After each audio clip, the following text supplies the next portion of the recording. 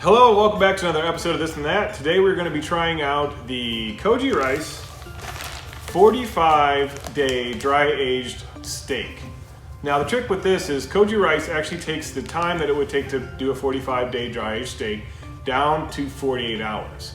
So the secret to that is it's a Japanese fermented rice that you can use to rub over the steaks essentially and put it in the fridge for 48 hours, and then after that you take it out, rinse it, pat dry it, and cook it like you would any other normal steak.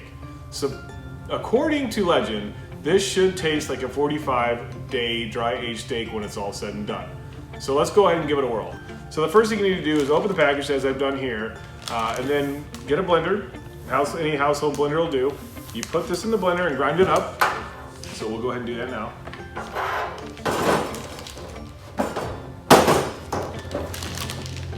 In we go. Never really done anything like this before. It's probably a good idea to break it up some, try it out a little bit. Right off the rip, it's got an interesting texture. You can kind of see, it's got some fermentation on the rice itself. I'll bring it over here so you can kind of take a look at it. But the rice has a fermented kind of quality to it. It almost looks like the outside of maybe like a brie cheese or something, where it's got this kind of fuzzy texture to it. But that is kind of what you're looking for when you want to have these the fermented power into the steak and pull out some of that moisture and add some flavor to it. So let's go ahead and put it back in here. Let's grind it up and see where we end up. Let me break it up a little bit more because I feel like you don't want to add any moisture to it at this point. You want this rice to become kind of a powder. So let's go ahead and do that. On goes the lid. All right, start up here.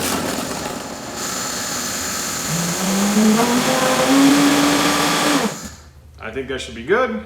See some smoke coming off from there. Some of the rice smoke coming out of there as well.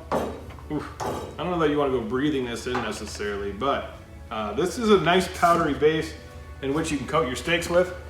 As you can see here, nice fine powder. Okay, so let's go ahead and move on to getting the steaks out. Here we go. Here comes the sharp knife. Makes it nice and easy. Go ahead and cut this open. The nice part about this is you can do this with minimal, you don't really need a lot of appliances to do this. You don't need any of the fancy anti-wicking materials that you would use to typically dry age a steak. This cuts all of that out, and you can do it in honestly 2 days as opposed to 45 days. I do love a good T-bone steak. I mean, you've got filet and strip, so that's kind of how that works there. So the one side would be filet, the other side would be strip steak, and I honestly think a T-bone steak is pretty tasty. So let's move ahead and pour some of this on the steaks.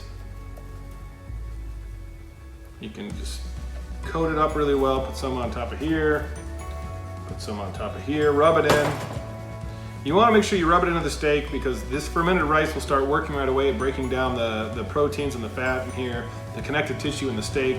Stuff that might make it typically tough if you were to just do a normal steak. Now, I've seen this a lot where people will go and spend hundreds of dollars on steaks for an evening, and there are a couple easily realized mistakes that most people honestly do.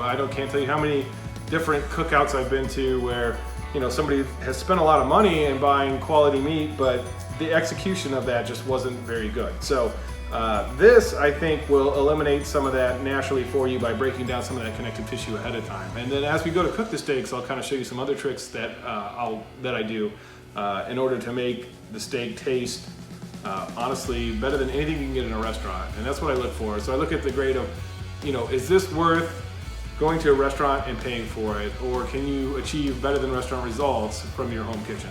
So you got one side, and then you can get the edges too. Don't forget the edges.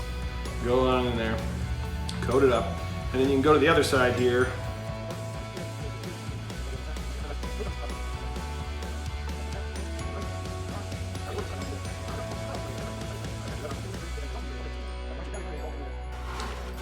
And it's really pretty simple. Like, this step's gonna take just a couple minutes to do, and really from here you just let it sit in the fridge for the next 48 hours. So I've got just a standard jelly roll pan. It's got some edges on it. And then this would be like a cookie air drying sheet. But what if you put this on top of the jelly roll pan, let that sit on top of there, put the steaks on top of that after you've got them good and coated. This will allow airflow to come in and throughout the steak over the next 2 days. So it allows some air to hit that Koji rice and ferment with the meat and help to break down that tissue. You don't want it to be, you really don't want to have it on a flat surface per se, because then there won't be any airflow to the bottom of the steak, and you want to make sure you get airflow all around the steak in order for the fermented rice to do its process. So, step 1 is done. We will go ahead and put this in the fridge, and we will check on it in 2 days and see if it's done its magic, and we'll rinse it off and we'll go ahead and give it a cook on the grill here. So. Okay, so into the fridge we go. Now all we have to do is wait for 48 hours to see what happens.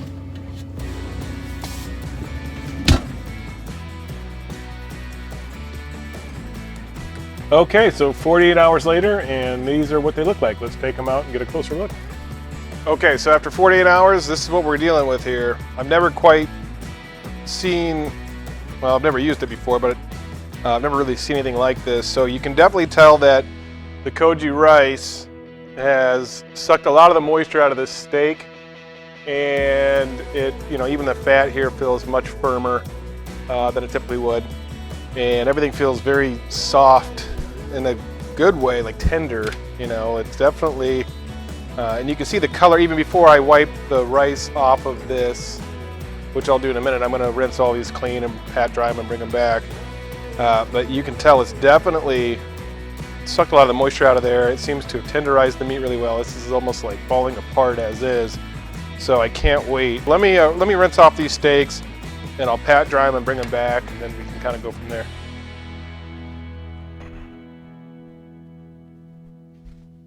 Okay, so here we are again. I've got some paper towels. We'll pat dry these off. The steak itself definitely has a deeper, more lush, like a dry aged steak would, a deeper, redder color to it.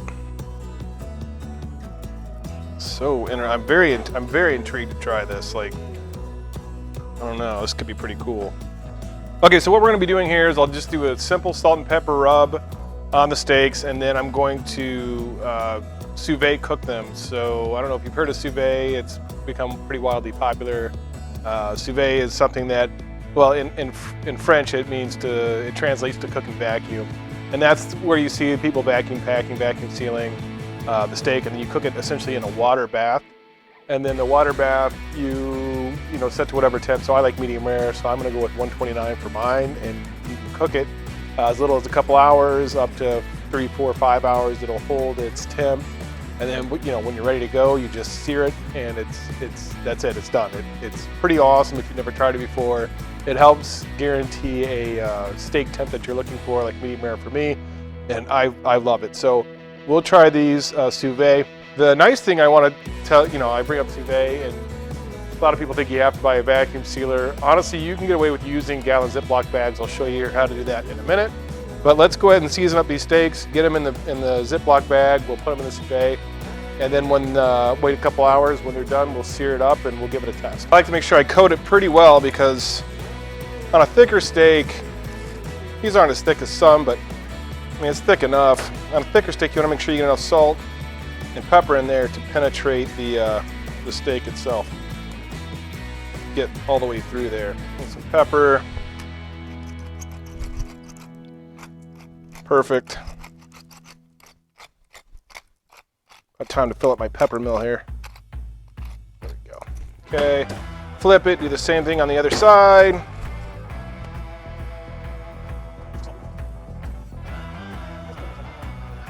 So if you have never tried sous vide, you should really give it a whirl. I got that sous vide stick on Amazon for like, I don't know, 80 bucks. And then, it holds it at that temp, which is just really, really slick. Oh, I'm rolling the edges of the steak too, and the leftover salt. A lot of times, people don't do that. They don't salt the edge of the steak, but there's good bites of meat there that you're going to end up eating, and then you won't have the flavor in there if you don't do that. So roll it in there if you got extra on the board or whatever you're using. This is butcher's paper here for me. All right. So, like as promised, 2 simple gallon Ziploc bags. All you do, there's a trick to this. Somebody say, well, it's hard to get the air out, which I agree. If you don't get the air out of here, they will float and the whole thing doesn't work. But you know, I put this in the flat side down to the bottom. There's one. Here's the next. I do use the freezer Ziplocs. They're a little thicker. I think you're safer that way. I've never really had one of these gallon ones leak on me, but that, you know, you can tell kind of right away. So, all right, so what you do is you don't try to get the air out really at all. I mean, and seal it up before you drop it in there. All you do is keep the top of it open, and you slowly just kind of set it in there. The water actually will push all of the air out of this bag. And as you get towards the top, then you can start sealing your Ziploc bag, as I'm doing here. And before you know it, all that air will be out of there. And this will certainly just sink right to the bottom. So here would be the Instapot stick that I've talked about. It says 129 at the top, that's the temperature of the water. And then it's set for 4 hours to keep going, which you really don't need to do that. In here are the steaks. You only need about really a couple hours and it'll be at the perfect temp. Here are the steaks in here. They are, as you can tell, inside the vacuum sealed bags. They're actually just not even vacuum sealed. They're just, set in halfway open essentially. And then once the air was pushed out around the steak, I closed up the bag. But they are doing just great. No excess water is getting in there, which is what you want. You'll see very little juice. You know, interestingly, yeah, you won't see, even though the steak will be completely cooked, you won't see a lot of steak juice coming out of it, which is nice, because then when you sear it, it'll render some of that fat on the steak itself there. And that's really the cool part, and I'll show you that as well. Okay, so the steaks have been in for just about 2 hours, and they are ready to go. I'm gonna pull one out now, and we'll give it a test. I went back and forth on what method to do, whether reverse sear, straight sear, or pan sear. There, a variety of other options, but ultimately I decided to go with a pan sear because I actually have some really good looking rosemary, and I thought that'd be nice to add to the steak. So let me pull this steak out right now. I'll pull one out. I'm gonna do one right now. I have more steaks that I'm gonna eat later on tonight for dinner, but I thought for this run, we'll just go ahead and pull this guy out. As you can see here, it's completely cooked in this bag, believe it or not. And there's very little juice on it, but you do want to get this out and you want to get all the juice off of it. So we'll go ahead and take it out of here. This right now, edge to edge, is cooked perfectly to 129 degrees, so medium rare. So you go ahead and set it on some paper towels, just like so. Get rid of this. You want to make sure you get as much moisture off of the actual steak as you possibly can, because that will keep it from doing a really nice sear. The cooktop I have here in my shop, and we can go ahead and get a nice sear on it. So I'll go ahead and move that over here, and we'll go from there. Okay, so now we're over here at the range top I have in my shop here. And first thing you want to do is obviously turn the heat on. You want a nice sear on this, so you're going to want to leave this on high. Now, for this, I use canola oil or something of that nature because it has a very high, what they call a smoke point. So you want to put enough just to coat the bottom of the pan, like so. And you want to heat that up until it starts to shimmer. You'll see it kind of like start to shimmer in the bottom of that pan. I think we're probably okay to throw this steak in. You always want to be very careful when you're working with temperatures of this kind of heat, because obviously you can get burned pretty easy. All right, yeah, it's a nice shimmer. Set this in, let it sear. Oh. Some oil went flying off the back, but I think we're gonna be all right.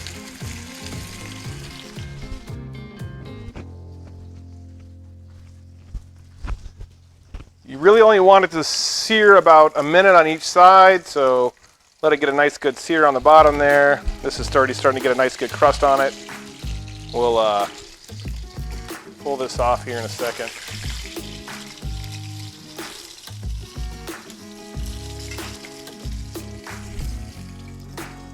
We'll give it another 20 seconds or so. Then we're gonna flip it. We'll throw in the butter and the rosemary, and it'll be beautiful. Nice high heat though. And again, that oil will keep it from you know, canola oil has a much higher what they call smoke point. So you definitely want to do something like that before you go from the butter. And if you threw the butter in now, it would just basically burn. So you can even turn it down just a scotch. I'm gonna go ahead and flip this. Oh yeah, nice sear. Look at that, that looks beautiful. Wow. All right, so let's throw that butter in here. Throw the rosemary in there. And what you want to do is you want to pull this aside, start basting the top of the steak.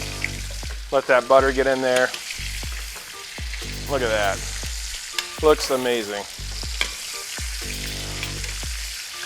Already you can tell the color is starting to darken a little bit because that butter will definitely burn before that, or that will start to brown, I should say, way before the oil will. Look at that. Looks amazing. That rosemary on there, get some of that flavor on there.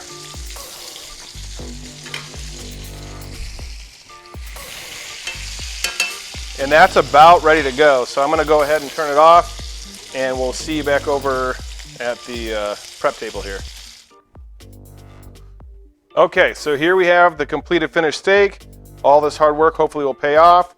We can, that rosemary, you can just kind of rub that in there to get a little bit of flavor in there. We'll start off with the strip side and we'll see how it goes. So again, you always want to have a good sharp knife available if you can. So let's see how we did. Wow, that looks amazing.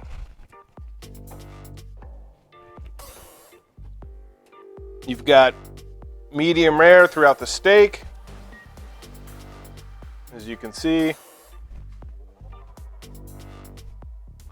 It's definitely beautiful right in the middle there. Let's go ahead and give this a whirl. Let's see if this is really a 45-day dry aged flavor. I'm gonna go ahead and cut a little strip. This looks really good. Cut a couple bites off here. Here we go.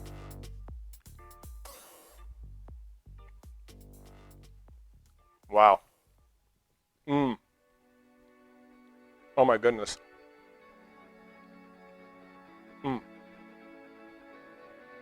Wow, that is really, really good. I was worried about some sweetness from the rice imparting itself into the steak. Not the case at all. You don't get any of that sweetness from the rice in here. You get a very deep, kind of rich flavor that is definitely intensified by that rice pulling the moisture out of the meat. It's very tender, extremely tender. Actually, one of the more tender pieces of T-bone I've ever had. Oh my gosh. Oh wow. That is amazing.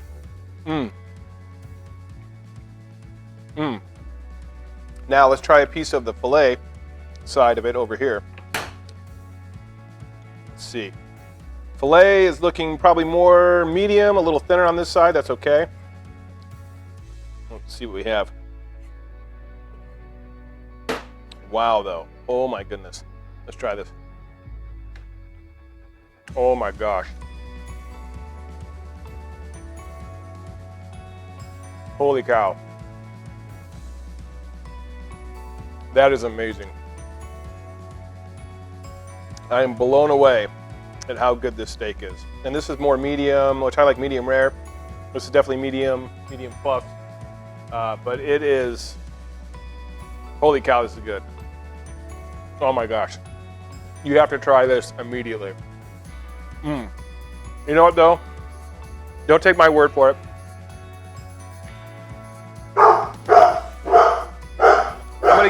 I'm gonna get some of the harshest judges known to man. You know, if it pleases these guys, then there's no way it's not a win. And that's honestly my kids. Anybody who has kids knows that they're very honest, very truthful in what it is that they think about something. So I'm gonna call them over here. We're gonna cut up a piece of this for them and let them try it, both the strip and the filet, and we'll see how they like it here. So, well, hang on a second. Does it? Well, Anna, I know you love your steak, so, okay. So this will be filet, this will be strip. I'm gonna go ahead and swap around here. Give me a second. And then let me get you a fork. Anna and Addie. So strip and filet, hang on a second. I will go around the other side if you don't mind. So let's see what they think, because honestly, they'll be the final judge right here.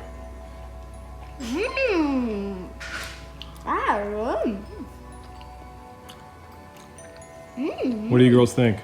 It's honestly really good. I like the kind of herbish flavoring, but then it kicks back to the meat flavor. Mm-hmm. Yeah, that's good. So what do you think? Scale of 1 to 10. How would you rank it? I rate it a 10. A 10. Ooh, that's pretty high coming from Anna, my youngest. What about you, Addie? Well, I got the most perfect bite I think I've ever gotten in steak, because it's got enough fat to make it flavorful, but not so much that it's overpowering or like just hard to swallow. Okay. So I'm rating that bite right there a definite 10. Okay. All right. Well, there you have it. I think that definitely sums up this episode, and I would highly recommend trying out this steak. It is very good. I loved it. I'm glad they loved it too. Same kind? That is it. Well, I'm not sure if you're eating strip or fillet anymore, because I cut up both sections, but I'm glad you guys liked it. Hopefully you guys will too. If you thought this was beneficial and you found it helpful to you, please feel free to click like and subscribe. That would be great. And thanks for watching.